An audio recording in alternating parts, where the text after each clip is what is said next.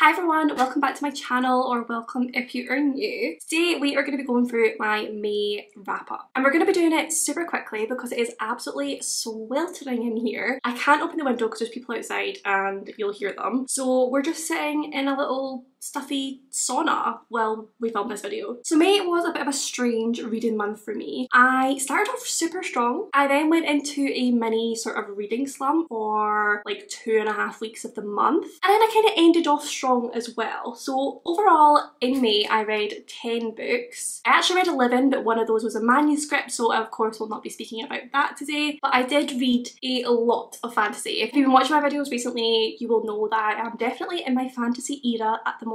Overall, out of the 10 books that I read, 4 of those were audiobooks, 2 of them were ebooks, and 4 of them were physical books. So I did manage to get 4 books off of my physical TBR, which is definitely a win. So I'm just going to go through a quick run through of the books I read, the ratings I gave them, and some very quick thoughts today. I'm hoping this will be my last wrap up where I just sit down and do them all in one go. I'm hoping in future months to do it more sort of vlog style, so film a little clip each time I finish a book. That way you can get my more in-depth thoughts as soon as I finish. And also I feel like they're just a little bit more exciting to watch when you've got these different clips pasted together. I don't know, we shall see. But anyway, let's get into the wrap up. So as I said, I started off strong and I actually listened to 2 audiobooks in one day on the 1st of May. This definitely screws me over for the rest of the month in terms of script because they cut me off of a ton of books. But it was a good old day. I was doing a lot of walking that day and just listening to audiobooks as I did so, and the 2 audiobooks that I listened to were Down Among the Sticks and Bones and Beneath the Sugar Sky, both by Shauna Maguire. These are books 2 and 3 in the Wayward Children series, and I'm undecided on how I feel about this series. The series basically is about these children who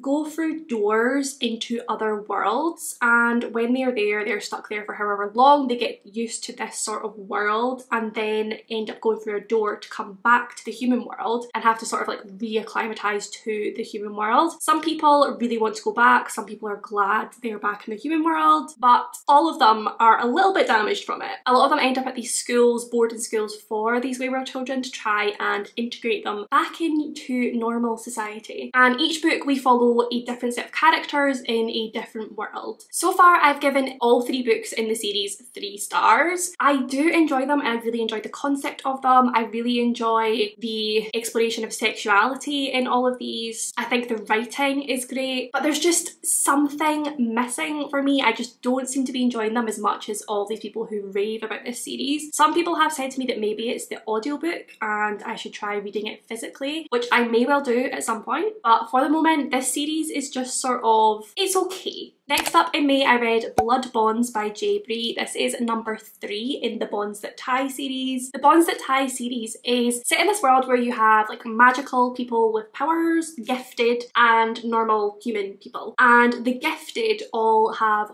bonds and bonded, so there will be a primary bond and they will then have their bonded, which usually is about like 3, 4, 5 people who they have this extreme bond with that they will seek out once they meet their match, their bonded. They will all sort of live together, and once they sleep together it heightens both of their powers or all of their powers, and they all have very different types of magic. It's basically one of my favourite fantasy romance series. It is so much fun. There is so much going on and it does have like dark, almost dystopian vibes as well, which I love, and the smut in these books is top tier. And book 3 was no different. I gave this one 4 out of 5 stars, and I think I have given each book in the series 4 out of 5 stars so far, but I just love these books so much. Like, they are technically trashy, I guess, but I'm a sucker for trashy romantasy and I am so invested in these characters. I just eat these books up. The next book I read in May was Silver in the Bone by Alexandra Bracken. This was the April YA pick for Fairyloot, and I ended up giving this one 4 out of 5 stars as well. I really enjoyed it. It is inspired by Arthurian legend as well as plenty of other Celtic folklore as well, and I found it so interesting how Alexandra Bracken like weaved all of these different forms of lore together to make her own story. We basically follow Tamsin, who is a hollower, which means she goes through these like portals to find possessions that have been left by sorceresses. And at the start of the novel girl, her and her brother are abandoned by their guardian Nash, and this sort of seems to like have a hold on them throughout the book, and it affects a lot of their decisions and their actions. But Tamsin basically takes this job to find a ring, the Ring of Dispel, and in order to find this ring she must journey to Avalon. But it also turns out her arch nemesis Emrys is also in on this job, and they're basically competing to see who can get the ring back to this sorceress first and claim the reward for it. So we have an enemies to lovers kind of Grumpy Sunshine vibe mixed with Arthurian legend, a really interesting magic system, and a really interesting twist on the legend we know as well. I love this book. I sped through it. I again was really invested in the characters, and the ending was absolutely criminal, to be honest. Like, I need the second installment now. I need to know where we're going to go from there. The author has said that we'll get answers about this big cliffhanger at the end of the book immediately. Thank goodness, because it has been plaguing me ever since. Next up, I ended up reading Forced Bonds, which is number 4 in the Bonds That Tie series. I also gave this one 4 out of 5 stars, and this one actually made me cry. And you guys know I don't cry that often at books, so if I cry at a book, it means that I am heavily invested in the characters, heavily invested in the story, and it has been written well. And the ending of that book, one of the most heart-wrenching scenes I have ever read. Like, I was not expecting that from a trashy romantasy. I was not expecting it to pull on my heartstrings the way it did, but honestly I was a mess, and I have not picked up book 5 since because I honestly don't know if I can handle it. Like, it was it was horrible. It was so hard to read. Like, there was tears on my Kindle as I read it. I'm still not over it. Yeah, that's about all I could really say, but if you cannot tell, you should read this series ASAP. Next up, I listened to the audiobook of Mother Thing by Ainsley Hogarth. In this one, we follow a young woman, and at the start of the novel, her partner's mother passes away, and he has always had this sort of weird relationship with his mother. The mother has never really liked our main character, so when she passes away they move into the mother's house to try and like clear things up with an aim to eventually moving on. But when they are living there, they find that there is this mother thing in the basement, which is, I guess, kind of like the ghost of his mother, or what they believe to be the ghost of his mother, and it plagues them both throughout the book. And our main character basically is trying to find a way to separate her partner from his mother and move on with their lives. That is the basic gist of it, but this is one of those really, really weird ones, and that's why I went into it, because it was the sort of book I was looking for, just like a good sort of weird, fever dreamy type book. The writing in it, I'm not gonna lie, is incredible. The voice is really interesting, like the dark humour of it and the absurd thoughts that our main character has. But overall, I just really didn't enjoy this one. I found it was quite repetitive, which I feel like I often feel with these types of books, so maybe these types of books just aren't for me. I often feel they're repetitive. I often feel maybe like the first couple of chapters we get the gist of what the vibe of the book is, and then that vibe just continues throughout and nothing really properly happens. That is like a huge generalisation, but you get what I mean. I ended up giving this one 2 out of 5 stars. In the end, the premise of it sounded super interesting and horror-y, and the actual book just wasn't what I expected, so I guess that is my fault for the assumption that I had going in. It basically just wasn't for me. 2 out of 5 stars. Next up, I picked up volumes 2 and 3 of Spy Family. Again, if you've been watching my videos recently, you will know I am obsessed with this manga series. We follow Twilight, who is a master spy, and at the beginning of the first volume, he is tasked with this mission in which he has to infiltrate a school in order to get to his target. So in order to do so, he gets himself a fake child and a fake wife, and they interview to get into this school. So as you can probably tell, the little girl gets in, and volumes 2 and 3 are about how the mission continues once the little girl is into the school. But what makes the series so interesting is that the daughter that he's found for himself is a telepath, and the wife he's found for himself is an assassin. Obviously the daughter knows what her 2 fake parents are because she's a telepath, but the fake mum and dad have no idea that one's an assassin and the other one's a spy. It's just really fun to watch them deal with this whole situation and watch the child try to help them, because obviously Obviously she hears their thoughts, she knows what's going on, and she just tries her best to do everything she can to like help her fake mama and papa all the time. I love her so much. She's my favourite character. I think she's freaking adorable. My only complaint I think was the third one. We meet the wife's brother, and the brother is a bit of a dick.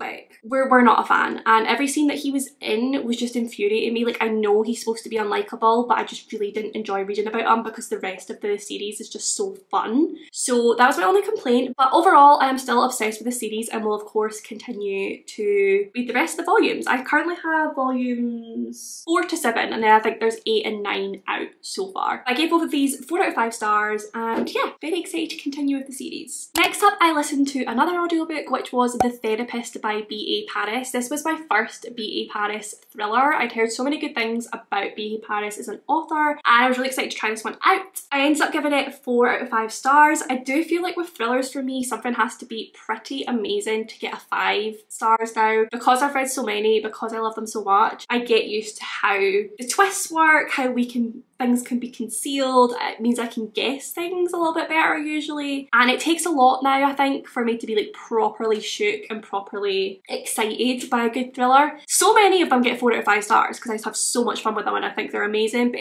that's something special to get a 5 star now. In this one we follow Alice, who moves into this gated community called The Circle with her partner Leo, and when she moves in there are a few people in the circle. Like, there's only 12 houses in the whole gated community, and a few people are quite standoffish with her. She doesn't know why, and then she finds out that the woman who lived in the house beforehand was actually the victim of a very brutal murder. She didn't know this going in, and when she finds out, she starts to do her own research on what happened in this house. The husband was thought to be the one that committed this murder, and he committed suicide soon after, which a lot of people thought meant, oh well, he obviously did it, he feels guilty. But there are also a lot of people who don't believe that is what happened, and Alice of course takes it upon herself to do some research and try and find the real killer, and the story goes from there. It was such a good thriller. It was so exciting, so intense. It was one of those ones that I thought I was onto something and I knew exactly what was going on, but it then totally switched and twisted, which I love. I love when I think I've got it and I start to get disappointed because I'm like, oh my god, have I got it this early? And then it all gets turned on its head and I'm like, haha, you meant to do that. Would definitely recommend, and cannot wait to try more of B.A. Paris's thrillers. And the final book I read in May was The Atlas Slump by Olivia Blake. If you watched my first reading vlog since I came back to YouTube, I read this book and I absolutely would not shut up about how amazing it is the whole way through. This is a new all-time favourite book, 5 out of 5 stars. I can't sing its praises enough. Honestly, this book is perfect to me. We basically follow these 6 different characters who all have magical powers of some sort, and they have very strong magical powers. And at the beginning of the novel, they are each invited by Atlas Blakely to become a part of the Alexandrian Society, and they're told that they will hone their skills, they will sort of compete against each other, and 5 of them will then properly enter the society. What they are not told is that the one who does not enter will not survive. The characters in this are so interesting. I loved seeing them develop throughout. They're all such really well fleshed out characters as well, which I find doesn't happen often when you've got 6 different viewpoints that you're reading from, but each one of them felt so 3D and so human. Again, this one has amazing representation when it comes to sexuality, and the way that that is explored throughout this is also amazing. The magic system itself, I could not get enough of. There is a couple of chapters in this where I was honestly just awestruck at how they panned out. Quite a lot of this gave me Inception vibes, which is one of my favourite films of all time, but like the way things happen with like astral planes, gravity. If you've watched Inception, you will know what I'm talking about. Honestly, immaculate vibes. And I cannot wait to read the second one. I need to know what happens next. Again, the ending. Still not over it. So that is it for all of the books that I read in May. I really hope that you enjoyed this video. Please do let me know in the comments your favourite book that you read in May, your least favourite book you read in May, just anything about your own May wrap up. If you made it to the end of this video, pop the flame emoji down below because it's freaking cooking in here and I am struggling, so I am sorry if I have not had very cohesive thoughts today, but it's a little bit of a struggle. Us Scots are not used to this heat. Pop the flame emoji down below if you made it to the end of this video, just to let me know that you enjoyed your time here. But if you did enjoy this video, please do give it a big thumbs up, subscribe for more bookish content from me, comment down below with any of your thoughts and feelings. I do reply to every single comment. I love you all and I will see you in my next one.